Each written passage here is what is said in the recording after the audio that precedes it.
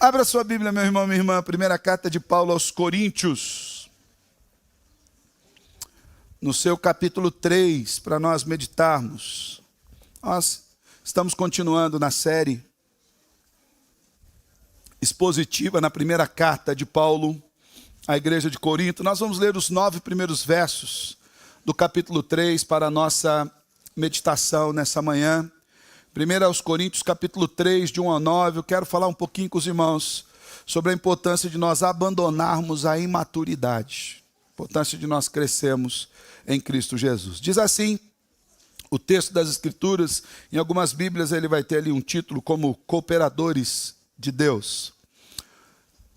Eu, porém, irmãos, não pude falar a vocês como a pessoas espirituais, e sim como a pessoas carnais, como a crianças em Cristo.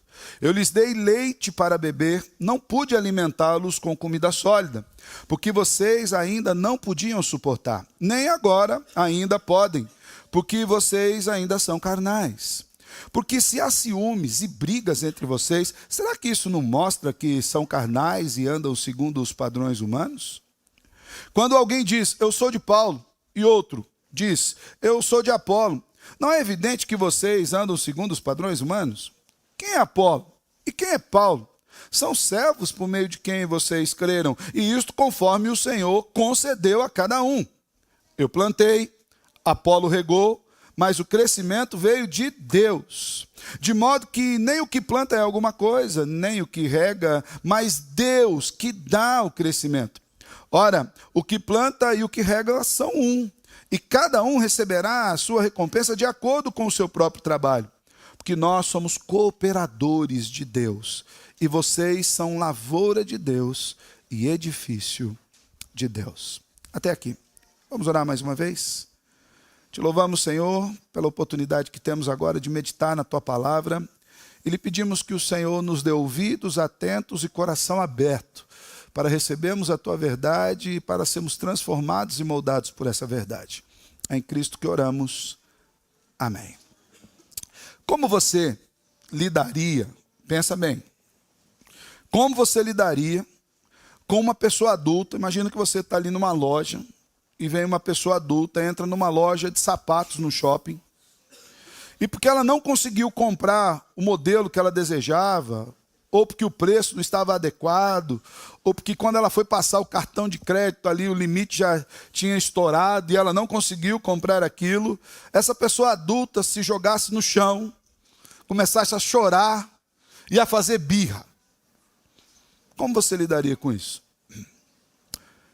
Como você lidaria com outra pessoa, igualmente adulta, que quando recebe um não, ou quando é contrariada em seus gostos, olha, você não vai viajar de férias esse ano, ela faz biquinho, fica de mal, porque ela não consegue lidar com o contraditório. Adulta. Eu creio que a maioria de nós diria que estas coisas, essas circunstâncias, elas são próprias de crianças e não de adultos. E digo mais, são próprias de crianças mal educadas, não de crianças bem educadas. E mal educadas no sentido literal da palavra, cujos pais não tenham pulso firme para conduzi-las e ensiná-las e aprender a lidar com a frustração. Se nas crianças nós já temos uma dificuldade de lidar com a birra, com adulto é ainda pior, não é? Mas por que será que nós pensamos assim? É simples. Porque nós temos o entendimento de que a maturidade requer de nós que nós abandonemos as posturas que são próprias de crianças e, em específico, de crianças mal criadas. É de entendimento comum que adultos ajam como adultos e que cada pessoa haja de acordo com o que é condizente para a sua idade. Afinal de contas, nós aprendemos a assumir responsabilidades, né? Eu costumo dizer que muita gente, quando casa, descobre que a energia elétrica não é de graça, tem que pagar, mas eu não pagava até ontem à tarde e tinha energia. Descobre que sinal de celular também não está nas árvores aí pairando, né? Que a conta de água, ela vem e não é um milagre dos céus que faz com que a sua torneira saia a água gratuitamente. E a gente vai percebendo que essas coisas são próprias da vida adulta. Coisas que nós desejávamos na nossa infância e na nossa juventude, que nós vamos deixando de lado ou nós vamos aprendendo a dar o real valor na vida adulta. Por quê? Porque é necessário que nós cresçamos. É necessário que nós amadureçamos. É necessário que nós aprendamos a viver uma vida madura, não apenas nessa área de costumes ou da cultura ou das ações, mas em especial da nossa espiritualidade. É bem sabido por nós que os problemas que a igreja de Corinto estava enfrentando, e nós já vimos isso já a miúde, tanto no estudo do capítulo 1 quanto no capítulo 2, era fruto exatamente da imaturidade daqueles irmãos. Os irmãos ainda não estavam maduros. Eles já haviam recebido a graça, já haviam sido salvos, eles tinham todos os recursos que eram necessários para que eles crescessem e se alimentassem em Cristo Jesus, mas ainda assim o coração deles estava endurecido, eles não haviam desenvolvido a sua fé cristã. Aqueles irmãos que já haviam sido alcançados pelo Evangelho, infelizmente não estavam se desenvolvendo no Evangelho. Isso é algo que deve saltar aos nossos olhos, porque era algo que o apóstolo Paulo queria tratar na igreja de Corinto e que serve também para tratamento das nossas vidas. A sua vida de santificação pessoal, no caso dos irmãos ali de Corinto, estava estagnada. Eu temo, irmãos, e já falei isso várias vezes na igreja, eu temo que o estágio mais alto de espiritualidade de muitos crentes seja o momento da sua conversão. Sabe, onde ele esteve mais espiritual em toda a vida dele foi no momento da conversão. Você fala, pastor, mas não é bom que isso ocorra? É importante que ocorra. A conversão transforma a nossa vida, mas a conversão é a linha de partida, não é a linha de chegada. A conversão é quando você ouve o atirador dar o tiro para começar a corrida. A conversão é o apito do juiz começando o jogo, não é o final do jogo. Imagina você que o atleta se prepara e entra em campo, está todo aquecido com seu fardamento, aí o juiz apita, em vez dele tocar a bola, agora ele vai para o vestiário, cumprimenta todo mundo, não terminou agora, não, agora está começando a partida. Na verdade, é a partir da nossa conversão que nós vamos desenvolver a nossa vida cristã. E os irmãos de Corinto estavam com dificuldade nisso. Eles já haviam sido convertidos. Lembra que Paulo chama de igreja de Deus. É importante isso, porque às vezes a gente olha para a igreja de Corinto e fala assim, não, ele está falando com um povo que não é crente. Ele chama de igreja de Deus. Ele relembra que os irmãos já foram salvos pelo Senhor, mas ainda assim não haviam abandonado a vida de infantilidade e de maturidade espiritual. Eles não estavam se desenvolvendo na fé.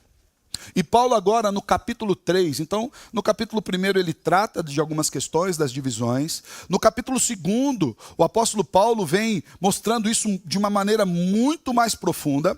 E agora no capítulo 3 ele começa a mostrar para os irmãos que o grande problema que estava ocorrendo no meio deles é que eles ainda não haviam amadurecido. Que eles já haviam ouvido o evangelho, eles não podiam usar a desculpa, mas eu não tenho conhecimento. Eles tinham conhecimento. Mas eu preciso da ajuda do Senhor. Paulo diz, o Senhor já derramou todos os recursos.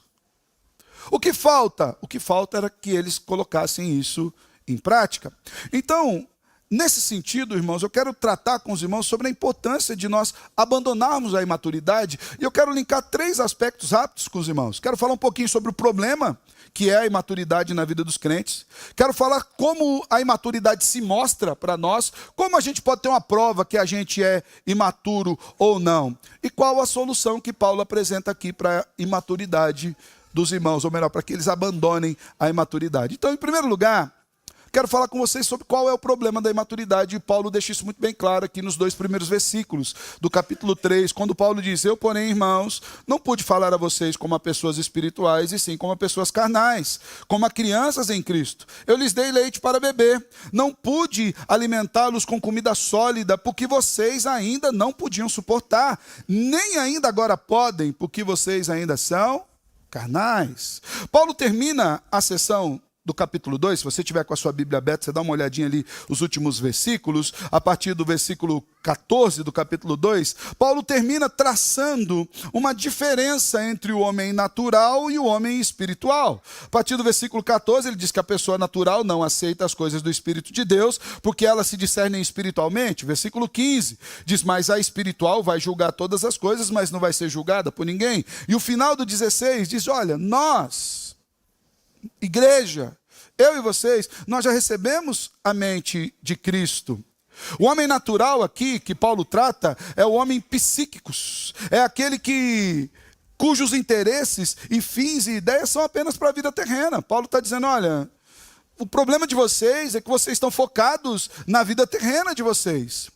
O problema de vocês é que a parte espiritual de vocês não se desenvolveu. Vocês receberam a Cristo mais para usar nos seus benefícios próprios do que para aprenderem de Cristo. E aqui Paulo usa duas palavras interessantes no versículo 1 e no versículo 2, que elas são muito parecidas no original do grego, mas elas têm uma ideia muito diferente.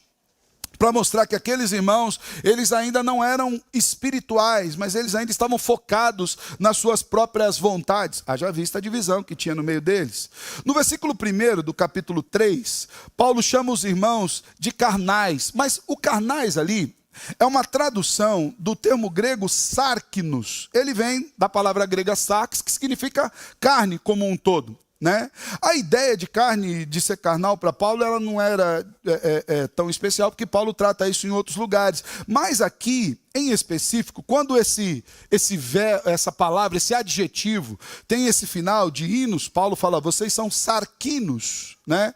Isso significa que essas pessoas são feitas daquilo. Então, quando você diz, quando tem o sufixo ino, significa a pessoa é feita daquilo. Paulo, então, no primeiro momento, diz assim, vocês são feitos de carne. De um modo que Paulo está dizendo que aqueles irmãos eram pessoas naturais. Eram pessoas que nasceram normalmente, como todas as pessoas nascem, e que as suas inclinações naturais eram inclinações carnais. E Paulo não os recrimina nesse primeiro momento com respeito a isso, mas ele faz uma constatação. Olha, todo homem nasce dessa forma, vocês nasceram como todos os homens nascem. Então, esse primeiro carnais que Paulo aplica aqui no capítulo 3, versículo 1, é no sentido de mostrar que aquelas pessoas, eles nasceram com as mesmas inclinações naturais, terrenas, de que todas as outras pessoas. Por trás dessa ideia de sarkinos, né, tem o pensamento de fraqueza, ou seja, vocês ainda são fracos, precisam crescer como crianças. Paulo trata disso. Nesse sentido, o que Paulo está afirmando é que num primeiro momento, aqueles irmãos eram considerados como recém-convertidos. Vocês acabaram de nascer. Vocês são novos. Então, olha, num primeiro momento, eu tive que tratar com vocês como recém-convertidos. Vocês ainda não tinham a devida maturidade.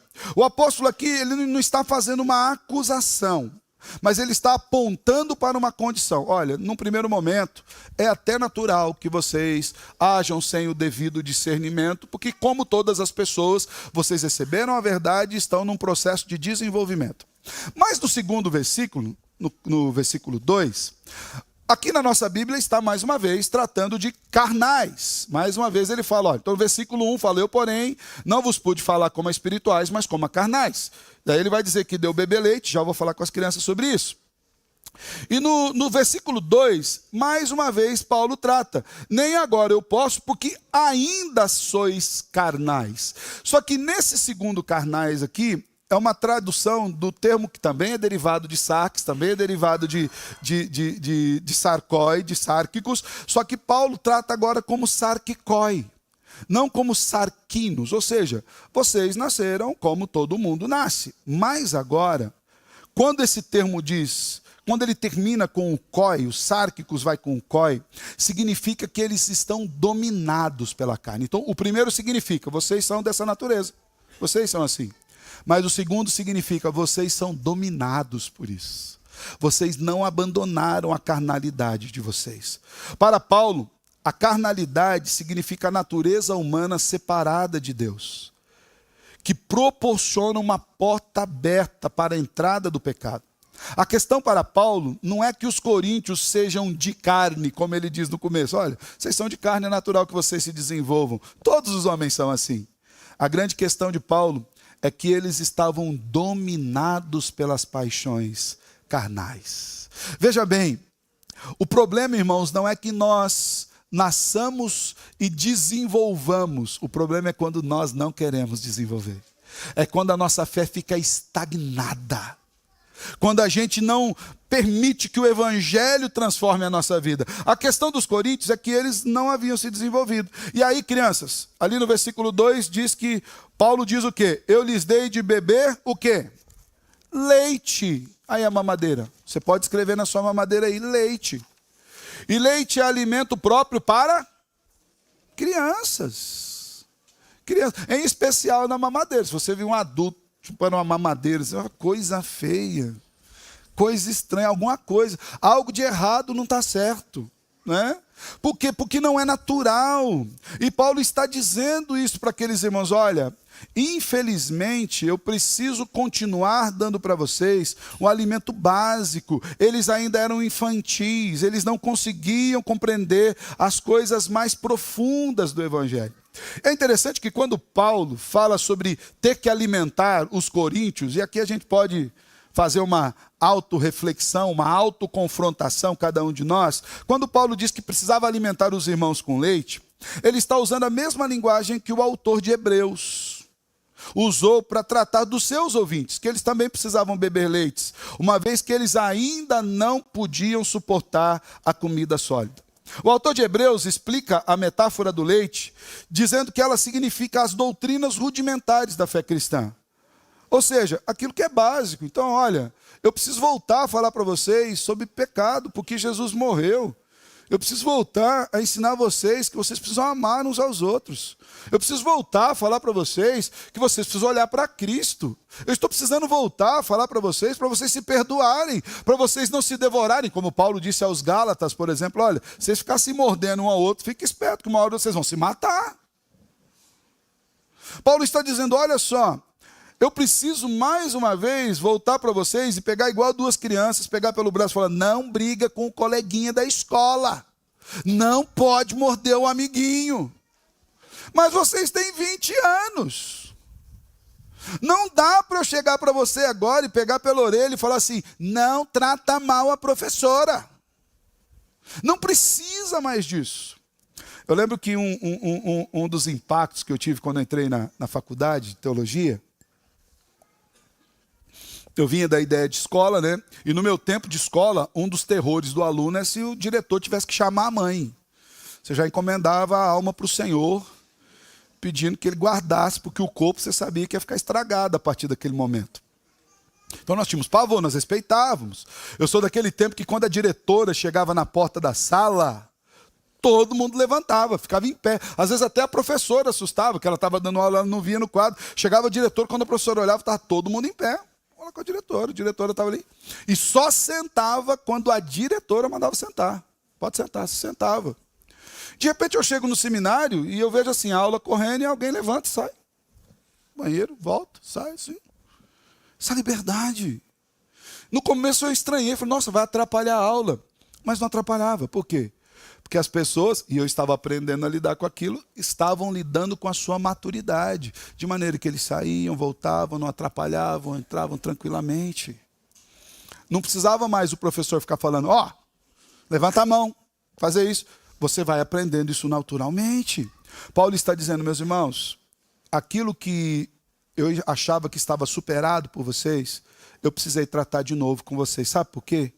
Porque vocês ainda não conseguem passar para um passo mais profundo. Nós não conseguimos tratar de uma teologia mais sólida. Nós não conseguimos tratar dos passos práticos da vida cristã, porque a comida sólida vocês ainda não conseguem suportar.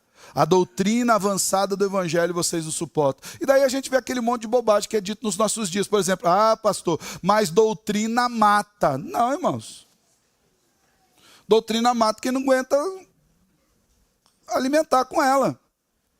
Eu lembro-me quando as meninas eram crianças, né, as orientações, os médicos davam orientação, ó, até tantos anos, mamar no peito, depois você começa a inserir comida devagarinho. Eu lembro que eu quase matei a minha esposa do coração quando a Giovana, pequenininha, eu dei uma coxa de frango para ela. Ela tinha 6 meses, foi uma menina, pode comer.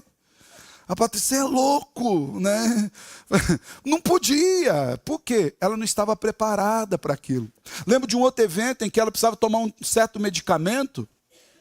E quando nós fomos olhar na bula do medicamento, a Giovana estava indo para 2 anos de idade, mais ou menos, 10 meses, nossa, diferença gigante. Pai e mãe, a perspectiva do pai e da mãe, 2 anos de idade, a mãe, 10 meses, né?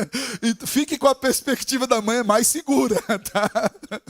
Eu acho que o remédio era para 2 anos, né? Ela tinha 10 meses, nós fomos olhar a bula e dizia na bula que não poderia dar para crianças com menos de 2 anos. Eu lembro que ligamos e perguntamos para o médico, por quê? Ele falou, olha, porque o estômago dela, a flora intestinal dela ainda não está preparada suficiente para receber essa substância. Veja, era uma substância curativa.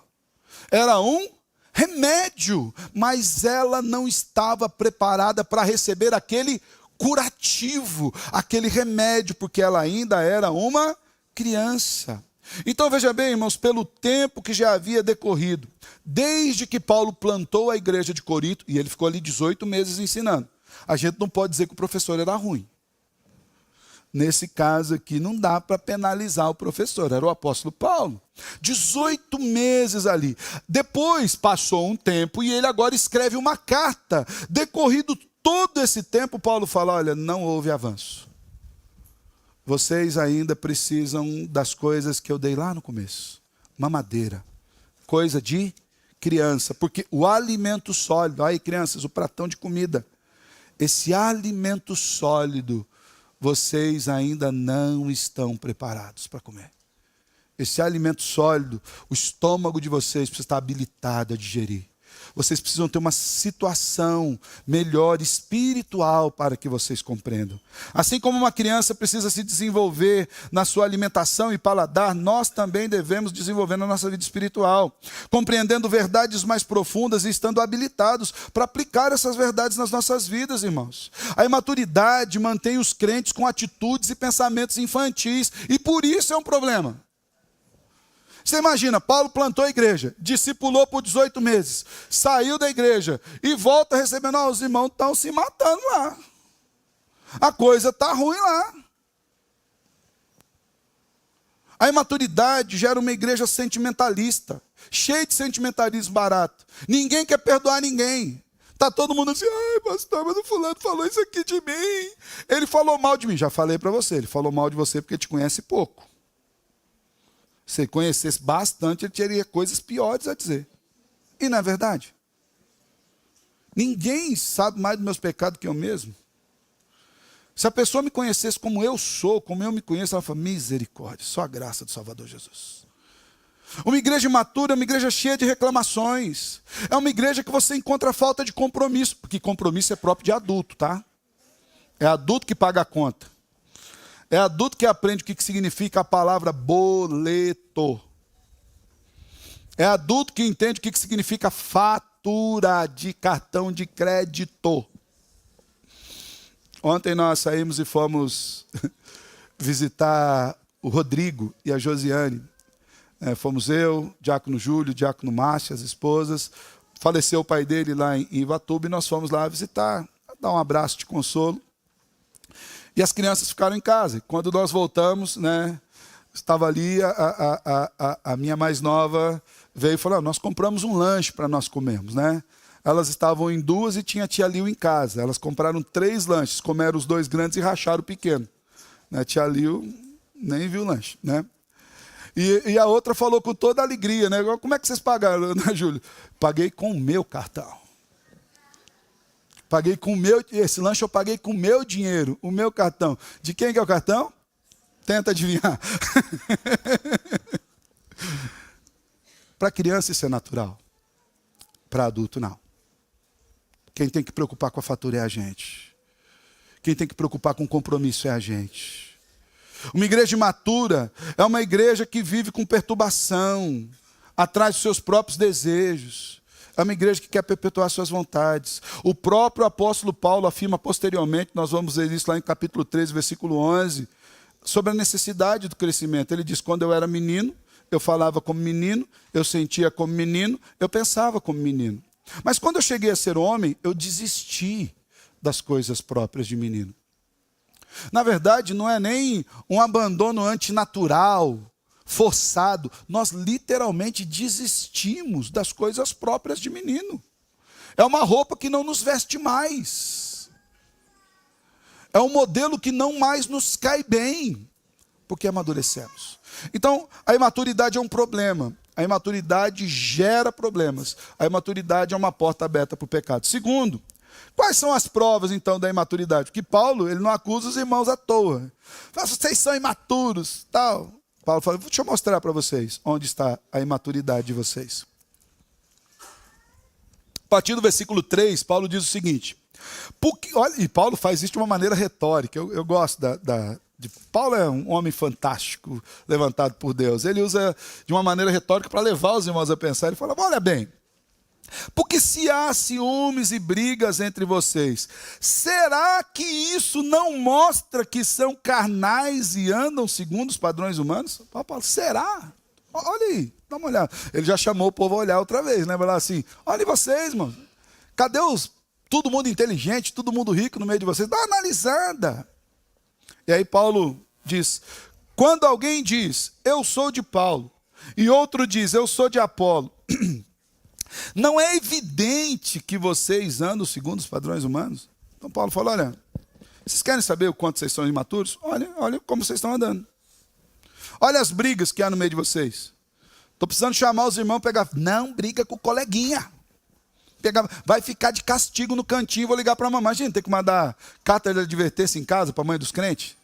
Falou, a senhora compareça aqui no gabinete pastoral segunda-feira, que o seu filho de 38 anos não tem se comportado no culto. Imagina uma coisa dessa. Mata os pais em casa, de fato. Uma tristeza profunda. Paulo não só os acusa os irmãos de maturidade, mas prova para esses irmãos, através da própria prática deles, que eles estão sendo imaturos. E aqui, irmãos, é algo muito interessante, porque a preocupação de Paulo, e Paulo se dirige a eles sempre como irmãos, é uma preocupação pastoral.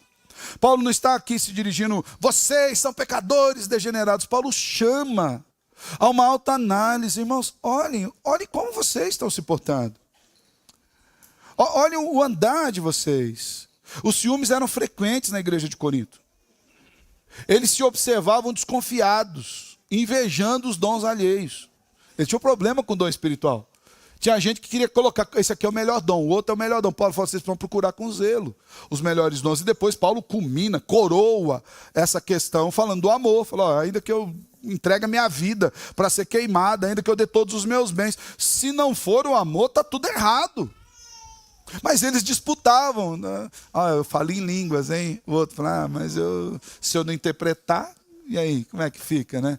Aí o outro falava assim, não, mas eu prego bem. O outro falava assim, mas eu oro melhor que você. Imagina isso na igreja, irmão.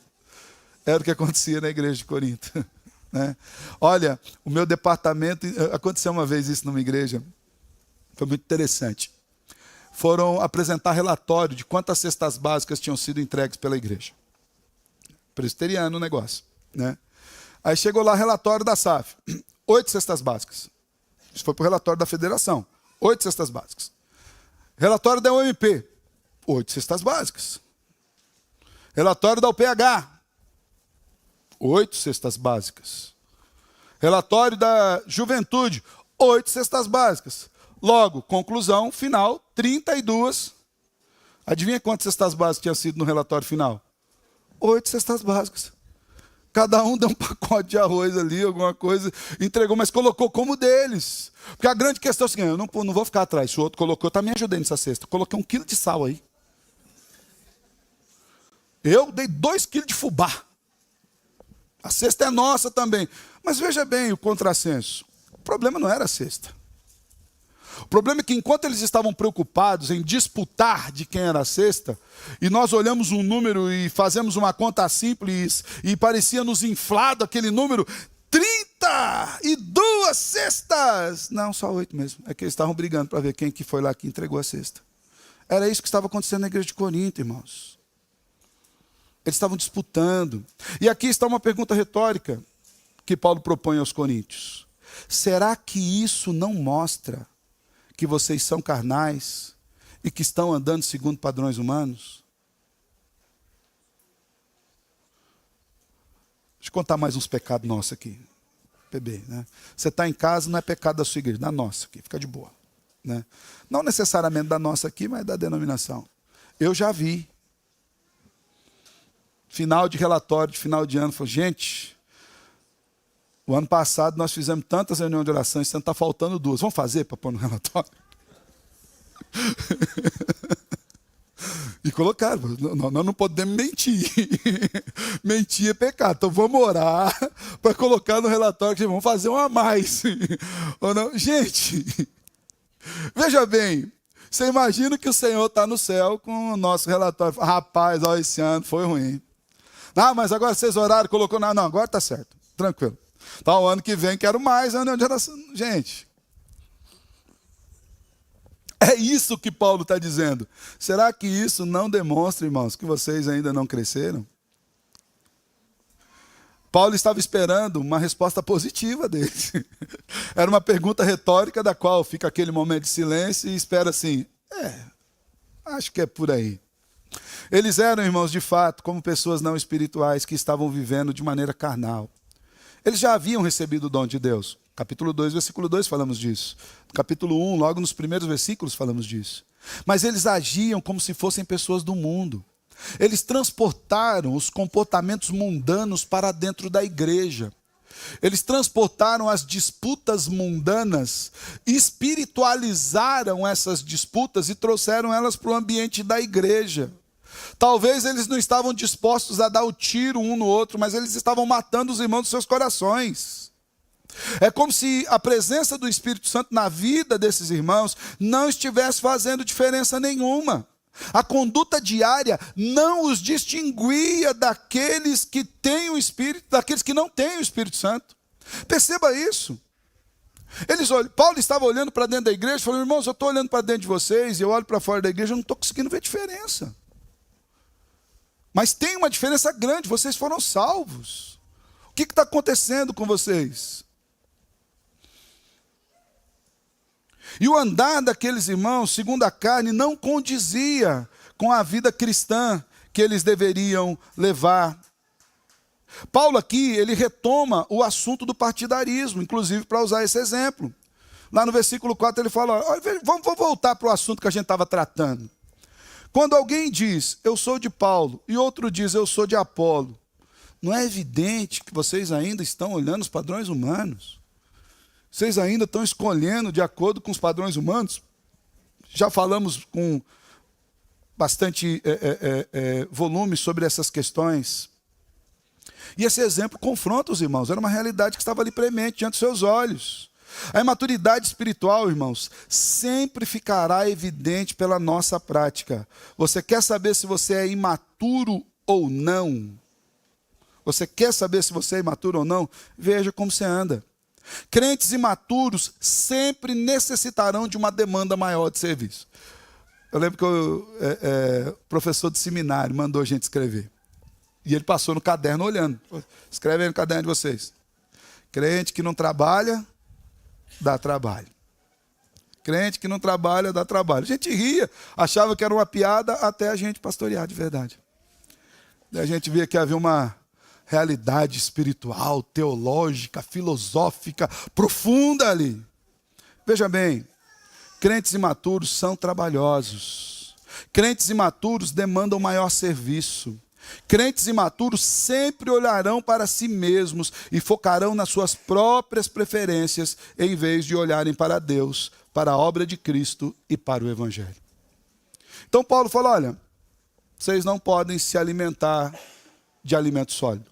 Não dá para a gente partir agora para uma teologia mais profunda, coisas que vão edificar vocês, vão solidificar mais a fé de vocês, porque a gente está precisando voltar para o começo.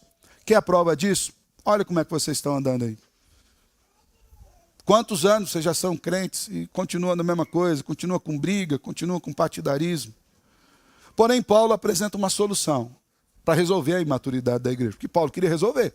Paulo não era um inquisitor, Paulo não era um acusador, Paulo não era uma espécie de promotor que acusava ali. Paulo queria tratar da grande questão ali. E a partir do versículo 5 até o versículo 9, Paulo começa a tratar disso, tentando ajustar o foco desses irmãos naquilo que era mais importante. E Paulo começa fazendo mais perguntas retóricas. Paulo fala, quem é Apolo? E quem é Paulo? Só que agora Paulo apresenta respostas para as perguntas. Perceba que nas anteriores Paulo aguarda uma resposta. Percebam-se aí na vida de vocês, não é assim?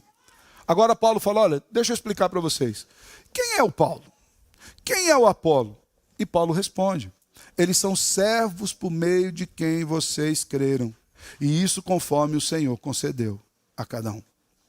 Paulo, na verdade, ele vem descrevendo 4 tipos de crentes. 4 tipos de pessoas, de homens. Primeiro, Paulo fala de um homem natural, que é o sem espírito, que precisa do novo nascimento. Paulo disse, esse aqui não consegue discernir as coisas de Deus, esse não vai entender. Depois Paulo fala de um segundo tipo de homem, um segundo tipo de crente, ou melhor, já é um tipo de crente, que é o homem carnal e fraco, que é aquele que é criança em Cristo, que precisa crescer através da recepção do leite, da palavra. Sabe aquele irmão novo que se converteu, vem para a igreja, você coloca ele para andar com o irmão mais experiente, você coloca ele para andar com o irmão que consiga dar um discipulado para ele, você consegue colocar ele... Eu louvo a Deus, por exemplo, pela nossa juventude. Nós temos uma juventude muito abençoada aqui na nossa igreja, onde nós podemos falar confiantemente. Eu trago os jovens aí, põe eles para andar com os nossos aqui. Pastor, mas eles não pecam? Um monte. Mas graças a Deus que eles estão bem diferentes daquilo que acontece lá fora. Eu louvo a Deus por isso. Então assim, nós temos uma segurança. Você pode trazer um jovem mais novo para andar com um jovem mais antigo, mais estruturado, que já tem mais tempo na fé.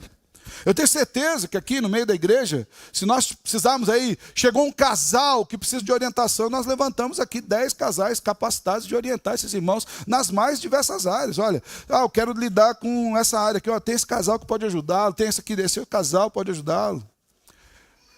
Educação de filhos, eu tenho plena certeza que nós temos aqui irmãos habilitados a ajudar outros irmãos com a educação de filhos, esses que estão chegando agora.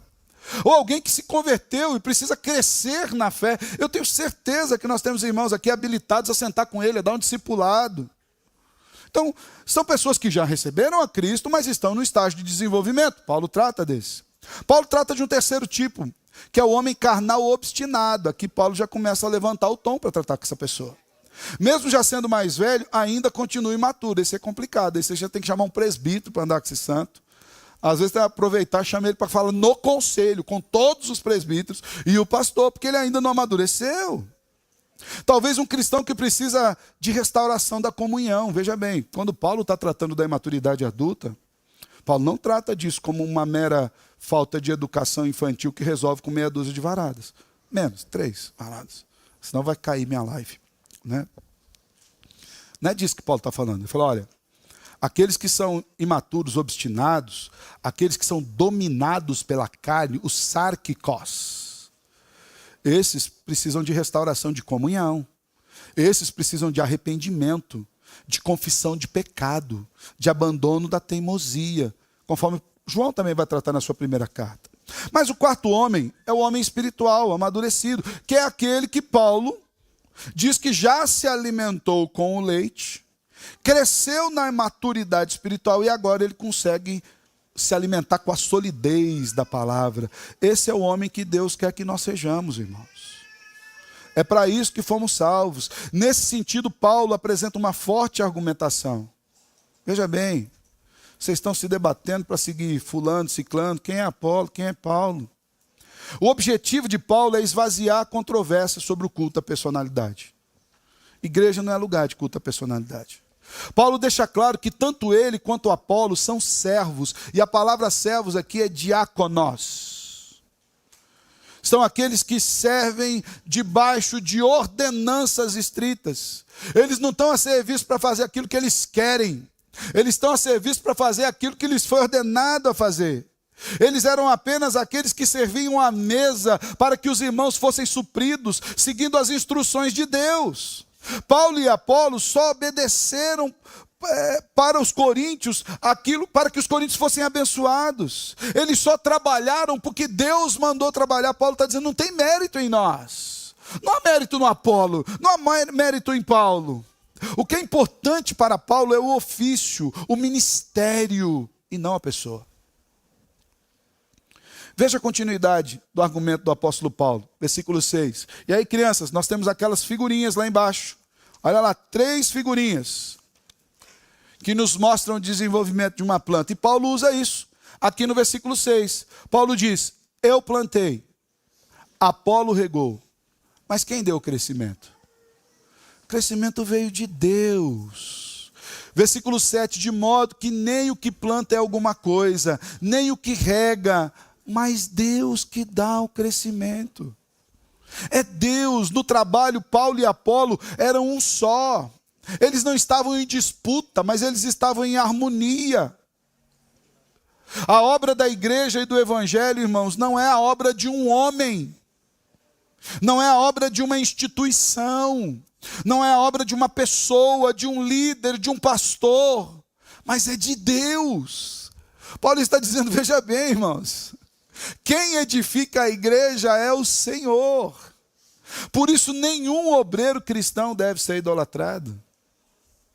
O obreiro não é o dono da obra, é apenas um trabalhador. Por fim, Paulo declara no versículo 9, porque nós, aí no caso ele está se colocando no lado de Apolo, está ele, Apolo, Cefas, tal, porque nós somos cooperadores de Deus. Então, irmãos, olha, não adianta vocês olhar para a gente como algo assim, vamos disputar quem é de quem, nós somos só cooperadores. E vocês, a igreja, são a lavoura de Deus. Vocês são o edifício de Deus. O que mostra que tanto ele, quanto Apolo, quanto Pedro, quanto qualquer obreiro que já houvesse passado antes ali em Corinto, ou que viesse a passar em Corinto, eram apenas cooperadores de uma obra maior, que pertence ao Senhor. E que o resultado desse trabalho é a edificação da igreja. A maturidade espiritual leva-nos a olhar para o Senhor da obra.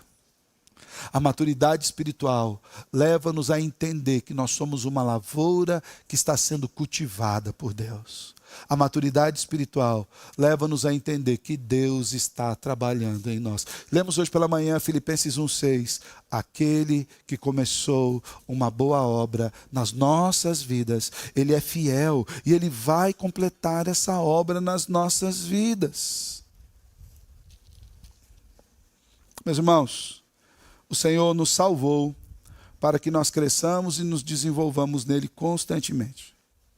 Nós nascemos de novo em Cristo, para nós caminharmos. Lá aos Efésios, capítulo 4, versículo 13 e 14, olha o que Paulo diz. Então, nós nascemos em Cristo para que nós caminhemos até que todos cheguemos à unidade da fé e do pleno conhecimento do Filho de Deus, ao estado de pessoa madura, à medida da estatura da plenitude de Cristo, para que não mais sejamos como crianças, arrastados pelas ondas e levados de um lado para o outro por qualquer vento de doutrina, pela artimanha das pessoas, pela astúcia dos que induzem ao erro. Nesse sentido, para a gente terminar, 3 verdades que a gente precisa interiorizar no nosso coração. Primeiro é que é preciso que nós cresçamos e nos desenvolvamos espiritualmente, irmãos. A gente não pode se contentar com o estágio de infantilidade espiritual. Um crente sadio não se comporta como um neófito constantemente. Não é natural que um crente sadio se comporte como alguém que se converteu ontem à tarde. A não ser que ele tenha se convertido ontem à tarde. Se ele já tem uma semana, já precisa ser diferente. Se ele tem um mês de conversão, já precisa ser diferente. Se ele já decorou o Salmo 23, João 3,16, ele já precisa ser diferente. Você está entendendo? Tem que deixar para trás as coisas próprias de menino. Quem vai avaliar isso? O pastor? Não. Olhe vocês mesmos as obras de vocês. Elas vão dizer. Segundo, a imaturidade, irmãos, sempre vai ser notória. Você pode não gostar, mas ela vai aparecer. Não se engane. Se você age carnalmente, você é carnal. Simples. Você fala português brasileiro. Você é brasileiro. Você falasse ora pois, nós iam falar que você era português Portugal ou algum país de língua portuguesa. Você é o que você é. Se você é rancoroso, se você é problemático, se você é reclamão, se você é extremamente sensível, se você se magoa até com aquilo que as pessoas não fazem. Tem outro caso também. Pastor, me magoei porque ele fez isso. E o outro, não, magoei porque ele não fez. Mas até quando não está fazendo, você está magoando. É complicado. Se você não se desenvolve, se você nunca está se habilitando para o trabalho na obra do Senhor, você não amadureceu em Cristo. Quem vai fazer essa análise? Você. Pede para o Espírito Santo sondar. Salmo 139, faz a oração. Senhor, tu me sonda e o Senhor me conhece. O Senhor pode fazer isso. Terceiro, irmãos, guarde no seu coração. A maturidade vem de olharmos para o Senhor. Quando nós focamos no que realmente é importante, em Deus, na obra de Cristo, na obediência ao Espírito Santo, nós vamos amadurecer. É isso que Paulo queria da igreja de Corinto. Parem de olhar para vocês mesmos, parem de ficar lambendo as próprias feridas, parem de ficar correndo atrás dos próprios interesses, cresçam, assumam compromissos, olhem para Cristo que o salvou e desenvolvam-se. Esse é um chamado para nós, para mim e para você, para que nós cresçamos naquele que nos salvou. Amém? Feche seus olhos, quero orar com você.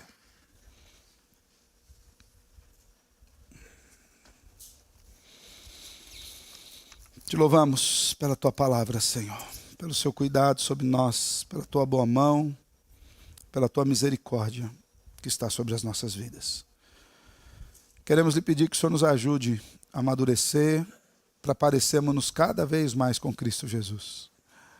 Cuida do nosso coração, não permita que nós nos percamos nos nossos próprios pecados. Que não hajamos mais como neófitos. Muito pelo contrário, que o Evangelho tenha efeito em nós e renove a nossa vida, a nossa mente e o nosso coração. Em Cristo Jesus. Amém.